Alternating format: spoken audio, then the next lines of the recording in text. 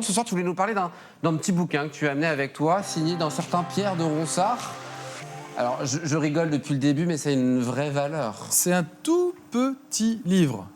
Un tout petit livre qui a été effectivement, vous le verrez peut-être à votre écran, sinon je vous le montre, qui est un ouvrage de celui qu'on appelait le prince des poètes et le poète des princes. Vous avez ici la couverture et voilà l'intérieur du livre avec le portrait de Pierre de Ronsard. Tu sais qu'on célèbre ici aujourd'hui le 5e centenaire de sa naissance. Il était né en 1524 au manoir de la Poissonnière. Chez nous.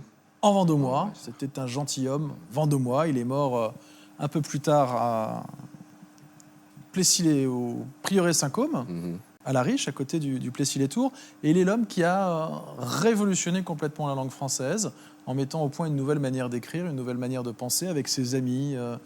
Tu veux nous citer quelques vers? Réif.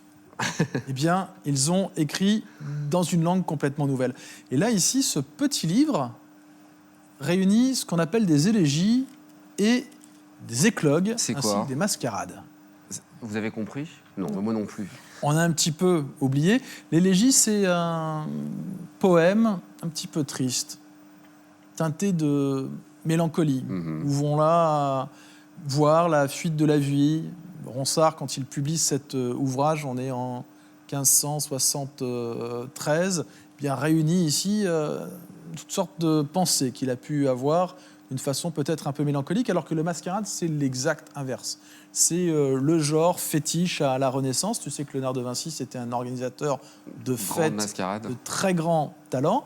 Et derrière ton masque, tu organises une fête sur un thème particulier, et derrière ton masque, tu vas chercher finalement peut-être la vérité.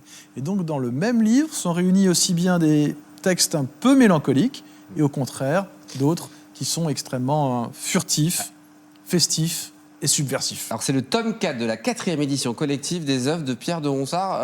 On peut dater du coup exactement de quand date cette publication, Alors édition? Pourquoi on date les publications avec autant de précision? Tout simplement parce que quand vous ouvrez un livre, c'est ce qu'on commence par faire à la ressourcerie aussi, pour nos amis sur le plateau de la ressourcerie, on commence par regarder la date d'édition. Ici on voit que c'est un livre qui a été imprimé à Paris en 1573. Donc il date de 1573. Ce livre date de 1573, il a été imprimé sous le contrôle de Pierre de Ronsard. Tu l'as récupéré où, Émeric? Pierre de Ronsard est un poète qui comprend que ses livres, ses textes sont importants, donc il les réédite, il les représente régulièrement, ce sont les œuvres complètes.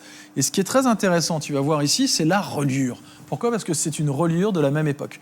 La reliure est en veau, rouge, et si tu vois dessus, là c'est sur la tranche, elle est dorée, tu as aussi des taches noires, et bien parce qu'on a rajouté de la cire noire pour avoir un effet à 3 couleurs. Et regarde la tranche. La tranche, c'est les feuilles de papier, elle a été ciselée, découpée, complètement ornée, donc tu as entre les mains un ouvrage de la Renaissance par le prince des poètes à la Renaissance. Est-ce qu'on a je demande le prix régulièrement, est-ce qu'on sait la valeur de ce bel ouvrage? C'est un tout petit livre, on dit qu'il est au format IN16. Est-ce que tu sais pourquoi on dit qu'il est au format IN16? Parce que il est un 16e de sa taille d'origine, non de... C'est formidable. Tu prends une feuille, tu la replies une fois, tu vas avoir un format, tu l'as plié in quarto avec 4 feuilles, tu la replies 2 fois, 8, tu as un format in octavo 16. Avec 8 feuilles, tu la replies 3 fois in 12 et 4 fois in 16.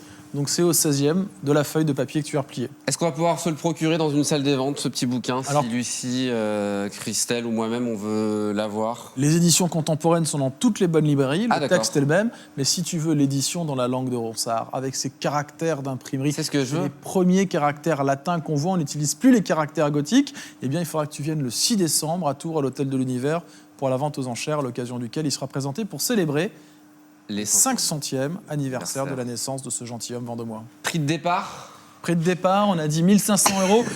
Je te donne la lecture très rapidement d'une mascarade que j'ai repérée pour toi sur l'amour. Eh ben vas-y, on va avec si c'est de l'amour, je veux bien.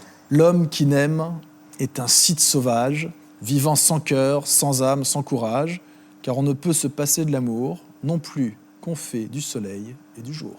Merci beaucoup, Émeric. On finira sur ces belles phrases. C'était quoi? C'était une mascarade de Pierre de Ronsard, 1573. Une mascarade. Merci beaucoup, en tout cas, Émeric, d'être venu sur le plateau rouillac.com pour toutes les informations. C'est toujours un plaisir de t'avoir en plateau et de t'avoir comme partenaire de jeu. Merci.